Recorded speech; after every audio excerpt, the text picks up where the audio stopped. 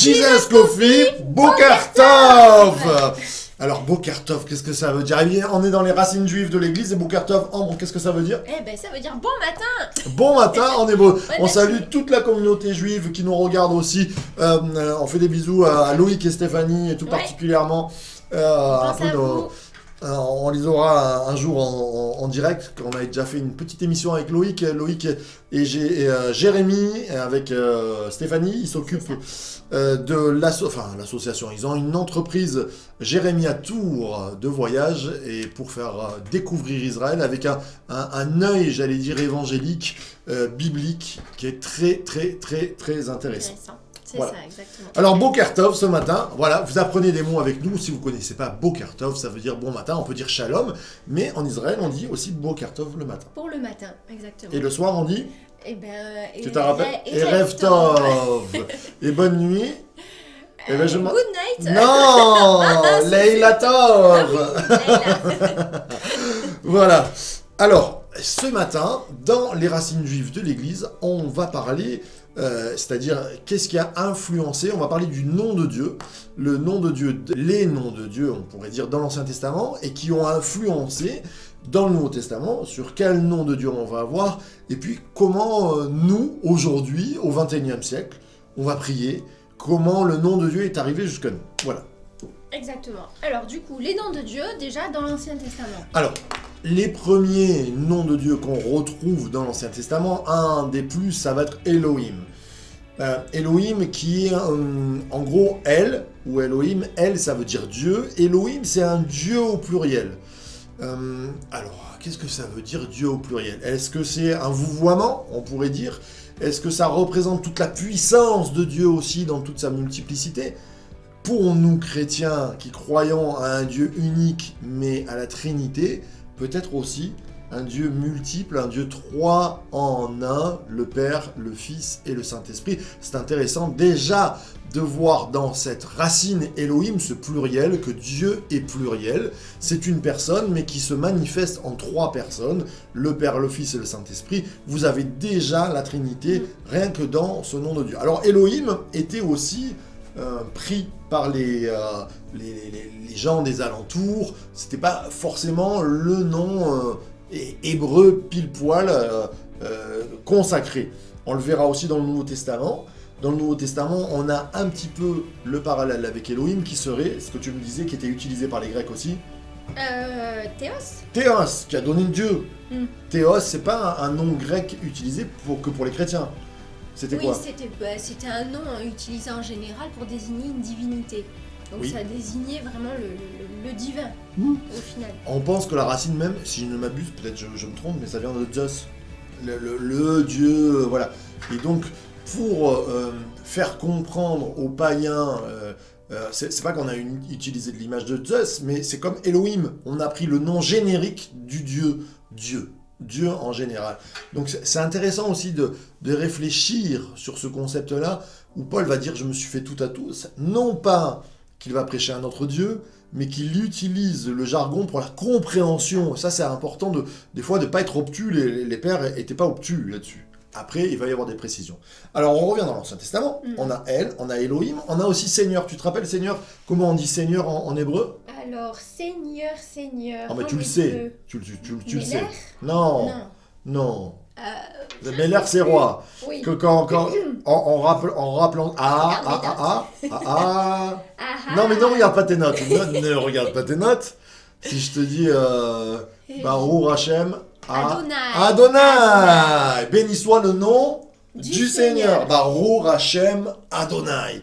Alors Adonai, c'est le Seigneur. Qu'est-ce que ça exprime, Ambre, la pensée du Seigneur? Ben, le Seigneur, ça exprime la royauté, je sais pas, pour Oui. moi, et puis le fait une autorité, le fait aussi qu'on est respectueux de cette autorité. Exactement. Voilà, Dieu est roi.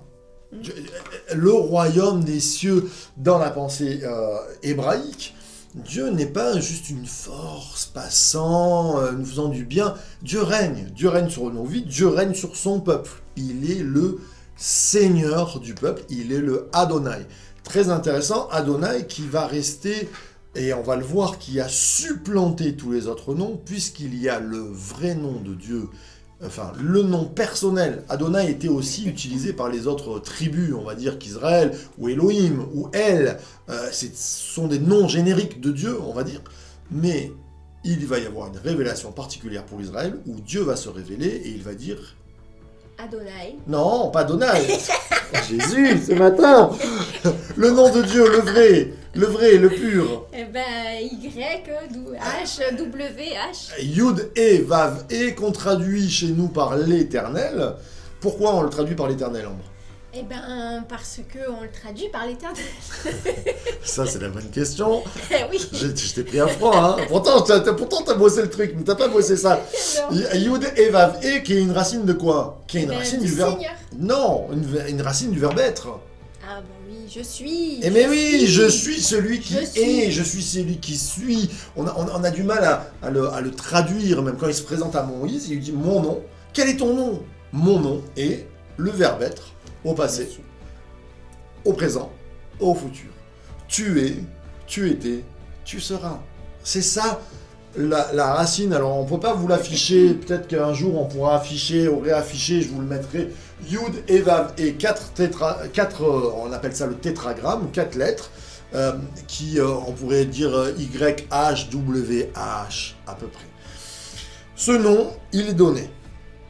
On ne sait pas la prononciation, on ne sait plus la prononciation. Parce que, alors attention, que je vous embrouille pas trop, il y a des consonnes et des voyelles. L'hébreu n'a pas de voyelles. Elle se disait, mais elle ne s'écrivait pas. C'est comme si vous écrivez, attention, je donne souvent cet exemple, si vous prenez en français 3 lettres, B, N, N. Un B, un N, un N.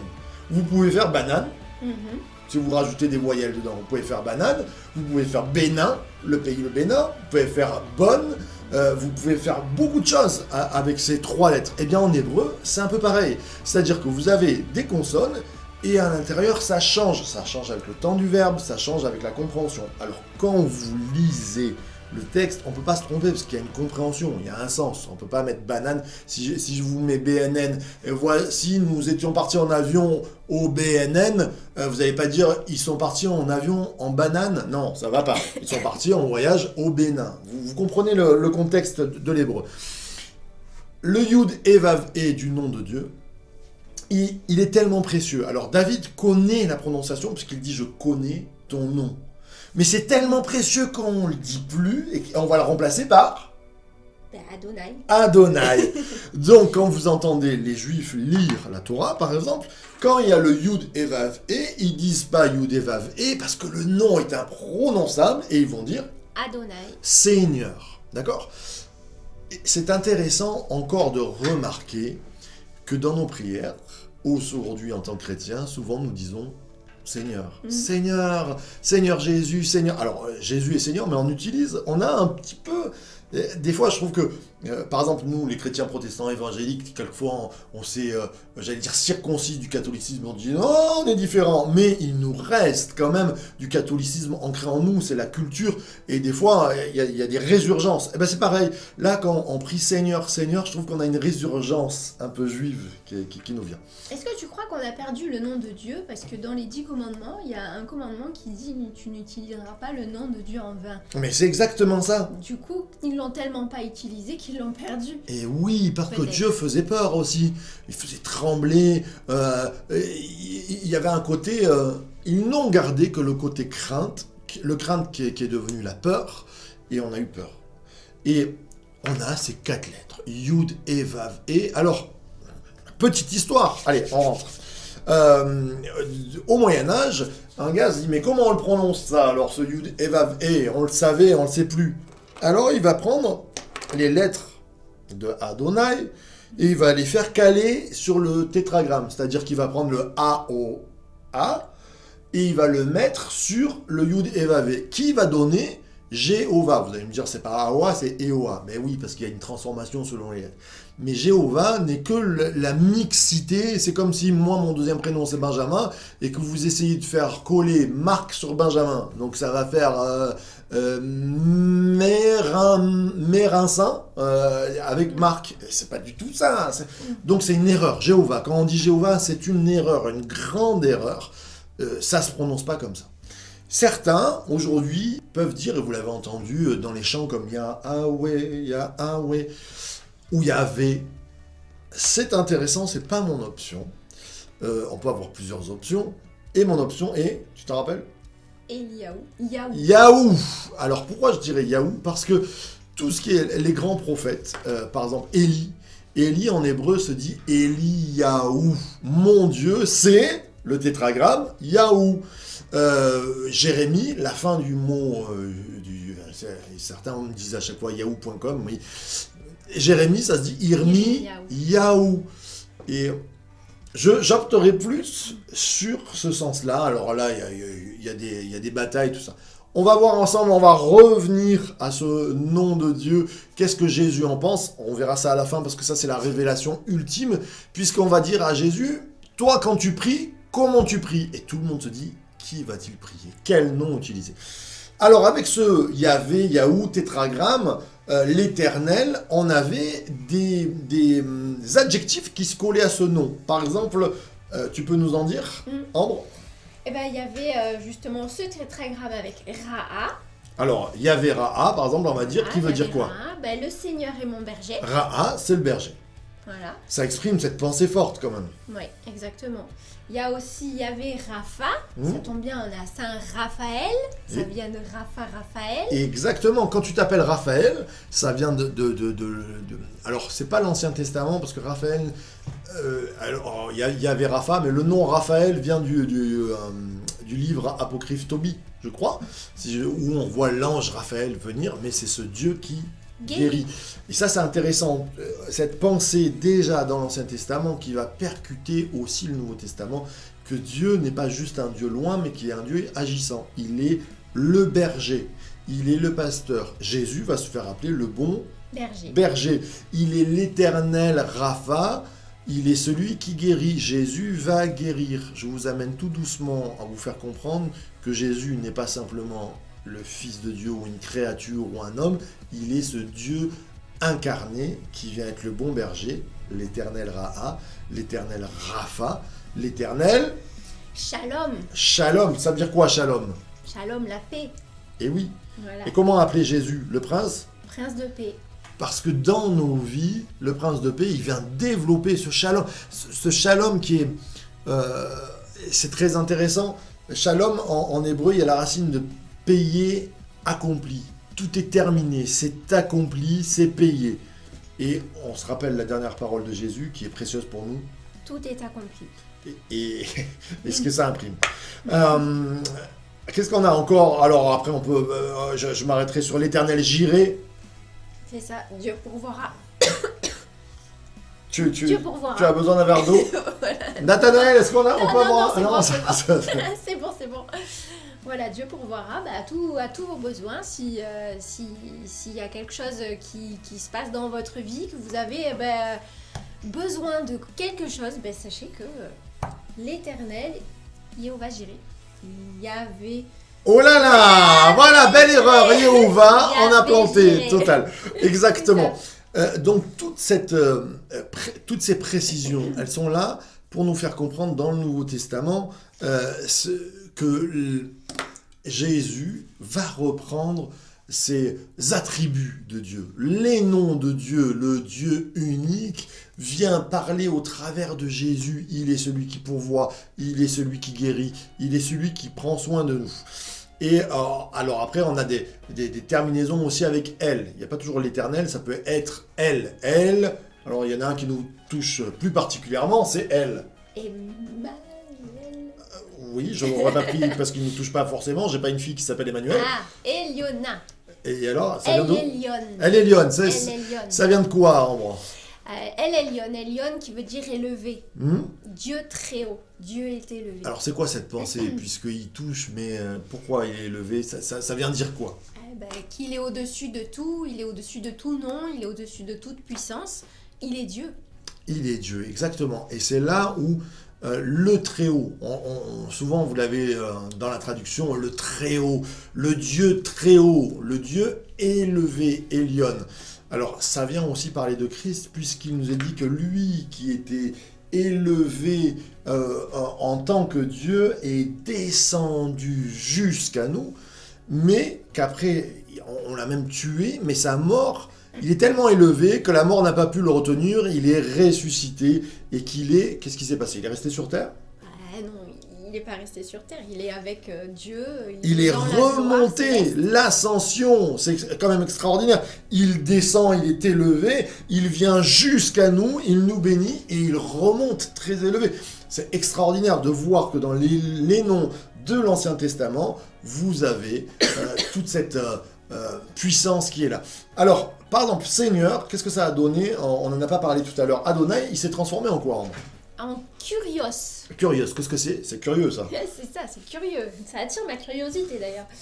Eh bien, c'est Seigneur en fait. C'est le mot Adonai, voilà, qui a été traduit par Seigneur.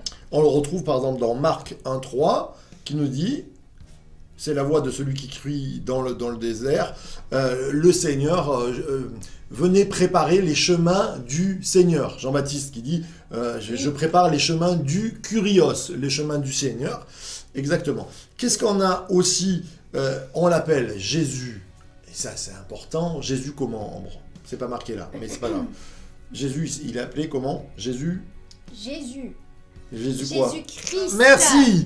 Voilà. Jésus-Christ. Et qu'est-ce que ça veut dire Christ alors? Christ. Ah, et ça c'est une bonne question. Parce que des fois on dit chrétien, je suis chrétien, ça veut dire petit Christ. Ça veut dire quoi Christ?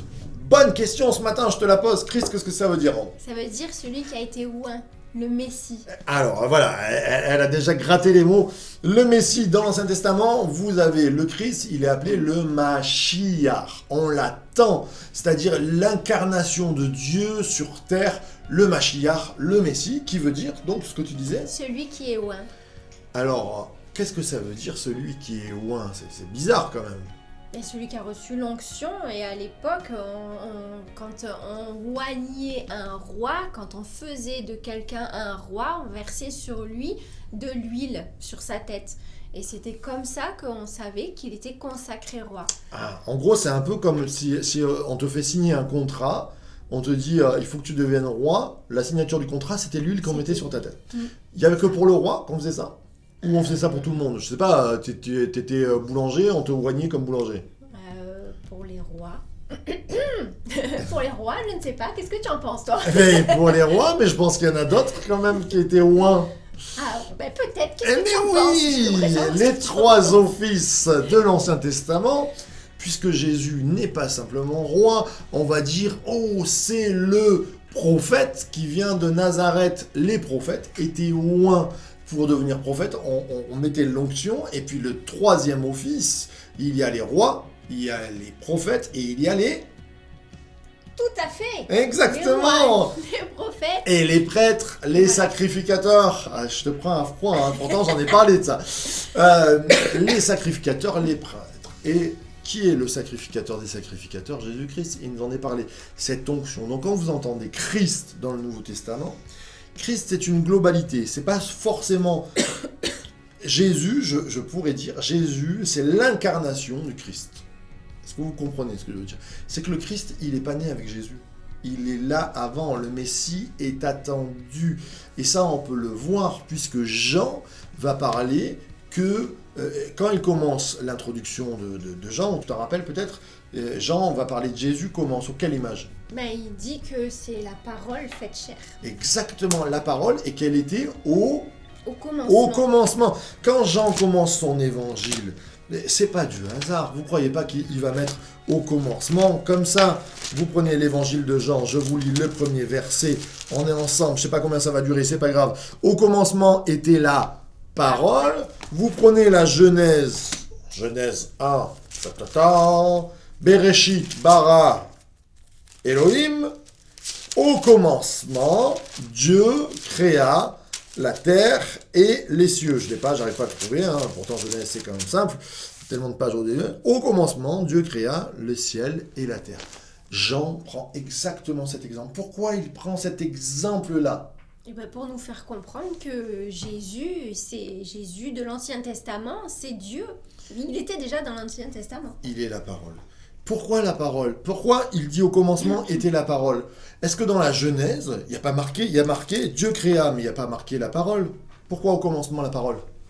Parce que par la parole, il a tout créé. Exactement, très bonne réponse là. Ah là, on y est. Voilà. Exact. On y est. Au commencement était la parole, puisque la première chose que Dieu crée, comment il le fait? Tu vas nous le dire. Tu te rappelles ce que? Eh ben, il le crée en parlant. Il crée quoi? Eh ben, au commencement, Dieu créa la terre. Et il crée quoi? La première chose qu'il crée, Que la lumière soit. eh oui, que la lumière soit, et la lumière, Fut.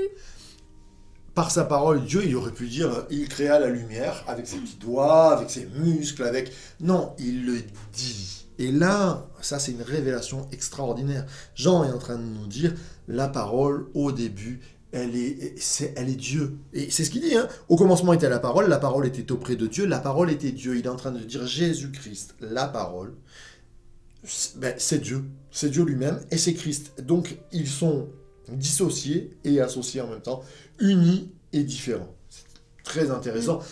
Des fois, ça dépasse un petit peu notre entendement. Mais j'aimerais vous amener au dernier point, parce que l'heure avance. La révélation ultime, je vous l'ai dit tout à l'heure, les pharisiens, tous les gens de cette époque-là vont voir Jésus, ils disent, on prie quoi? On prie qui? On prie comment? Et là, c'est la révélation ultime. Va-t-il dire Yahweh? Va-t-il dire Yahou? Va-t-il dire Adonai? Va-t-il dire Elohim? Et qu'est-ce que Jésus va dire? Ben, il va dire notre Père. Oh, révélation ultime. Si vous devez retenir qu'une chose dans cette émission des Racines Juives de l'Église, c'est que Jésus nous amène au Père. La révélation ultime, la compréhension de Dieu la plus grande, c'est le Notre Père. C'est, il est Seigneur, il est l'Éternel, il est le Dieu qui guérit, il est tout ce que vous voulez, il est je suis, il était, il sera, mais il est avant tout Notre Père. Ça change quoi? Ben, ça change qu'il n'y a plus de distance à partir du moment où Dieu c'est notre Père, c'est quelqu'un de proche, c'est qu'il rentre dans la famille, c'est que nous aussi on rentre dans la famille, c'est une proximité. La parole de Dieu nous dit, vous avez reçu l'adoption qui vous fait crier Abba Père. Est-ce que c'est une bonne traduction, tu trouves? Bah Abba ça veut dire Père. C'est une bonne traduction, tu trouves? Pourquoi? Mais... pas une. Pourquoi ça n'en serait pas une? Pourquoi ça serait peut-être presque erroné? Parce que Abba, tu te rappelles quand même qu'on a vécu en Israël? Oui. Et donc, est-ce qu'on entend des fois dans les rues Abba? Tout le temps. Ah! Tous les 3-4 matins. Pourquoi? Et parce que tous les enfants appellent leur père Abba, Abba. Donc la bonne traduction, est-ce que ça aurait dû être père? Papa. Eh oui, c'est là où je veux t'amener. Des fois, j'ai entendu des pasteurs dire oui, il faut avoir un petit peu de sérieux, un petit peu de révérence. Il faut pas dire papa à Dieu. Ben, c'est pas vrai. Parce que quand vous prenez la racine du mot Abba, les enfants dans les rues, encore aujourd'hui en Israël, appellent leur maman Ima, Ima, et papa Abba, Abba. Vous avez reçu, et ça c'est important, cet esprit. Alors c'est pas le père peut-être dysfonctionnel, et pour certains des fois il y a eu des papas dysfonctionnels, mais c'est le bon père. Le père qui regroupe tout ce qu'on a dit tout à l'heure. Il est le berger, il mène bien la barque, il est celui qui te nourrit. El Shaddai, Shaddai, souvent on dit Dieu puissant, non, c'est celui qui pourvoit, qui nourrit. Il est le Dieu qui te guérit quand tu es malade. C'est ce papa, il est près de toi. Et ça, c'est la révélation ultime, extraordinaire. Ça donne envie de prier, ça donne envie de bénir. Eh bien, ce matin, que tu puisses être béni par ce papa, cette révélation du papa. J'aimerais, Ambre, que tu puisses prier. Et après, on terminera sur le Dieu, Père, Fils, Saint-Esprit. Mais je crois que c'est le bon moment de prier, que tu puisses recevoir l'amour du Père ce matin. Nous puissions recevoir. Amen, Seigneur. Merci. Merci pour ces instants, merci pour ces moments. Je te prie pour nos amis, Seigneur, qui nous regardent, et je te prie pour leur journée, afin que tu les bénisses dans leur journée. Je te prie pour que vraiment ils prennent conscience de cette adoption, de cette proximité qu'on peut avoir avec toi, du fait que tu es notre Père, que tu es celui qui nous accueille, qui prend Amen. soin de nous comme un Père, qui nous aime, qui nous écoute, qui est fidèle comme un Père. Seigneur, je te Alléluia. prie pour chacun de nos amis, afin que vraiment cet esprit de famille, d'adoption vienne ancrer leur cœur et vienne se poser profondément en eux. Merci pour ce que tu fais dans le cœur de nos amis pour cette journée. Garde-les. Amen. Amen. Waouh. Alors, cette émission tourne vite. J'aimerais juste vous dire, dans le Nouveau Testament, on a donc Dieu le Père, Dieu le Fils, Dieu le Saint-Esprit. Et je crois que c'est important de se dire comment on doit prier. Jésus nous apprend à prier Le Père. le Père. Et on oublie souvent dans notre vie d'église, souvent j'entends Seigneur, j'entends Jésus.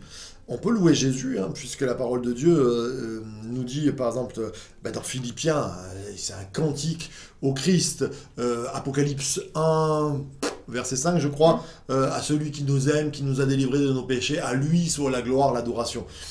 Bien sûr qu'on remercie Jésus, mais quand on demande, on prie, il ne faut pas oublier le Père. Je crois que c'est important, et dans ma maturation, je dirais, de ma foi, ça fait une dizaine d'années à peu près, où je me concentre, et quand je prie, avant j'étais Jésus Seigneur, merci Jésus, Jésus Seigneur, je veux écouter ce que Jésus nous a enseigné. Je commence en disant notre Père.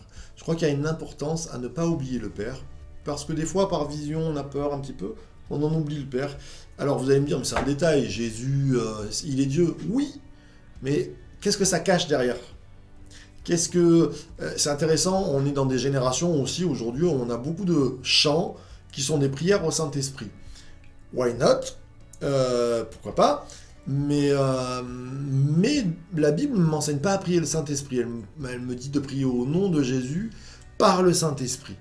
Y a-t-il une prière au Saint-Esprit ? Oui. On pourrait peut-être en trouver une, tu t'en rappelles, dans Ézéchiel... Oui, c'est dans l'Ancien Testament. Oui, Ézéchiel 47, où il y a Ézéchiel qui va parler, Dieu lui dit « Dis à l'Esprit » pour réveiller les ossements. C'est le seul endroit où quelqu'un s'adresse directement au Saint-Esprit. Je ne dis pas que c'est un péché, je dis pas que des fois je dis merci Saint-Esprit de nous aider et toutes ces choses-là, mais je dis il ne faut pas oublier le Père.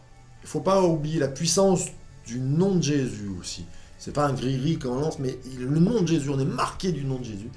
Et on est par le Saint-Esprit, poussé. Et je crois que notre véritable attitude, c'est de dire Saint-Esprit, remplis-moi. Et le Saint-Esprit, qu'est-ce qu'il fait ? Il nous rappelle tout ce que Jésus nous a dit. Et ce que Jésus nous a dit, c'est de prier le Père. Voilà. C'est une boucle. Je vous remercie pour ces moments, on a passé. Laissez-nous des commentaires pour voir si ça vous a plu, si ça vous a amené des réponses à vos questions. Et ben... Voilà, on est bien. Je me rappelle plus comment on dit au revoir. Source de vie. Oui, non, mais en hébreu, comment on dit Shalom, mais... Et bien voilà, la prochaine fois on vous dira au revoir en hébreu. Et oui, ça fait 10 ans que je parle plus trop hébreu. Il faudra que ça... Pour se remettre dans le bain. C'est ça.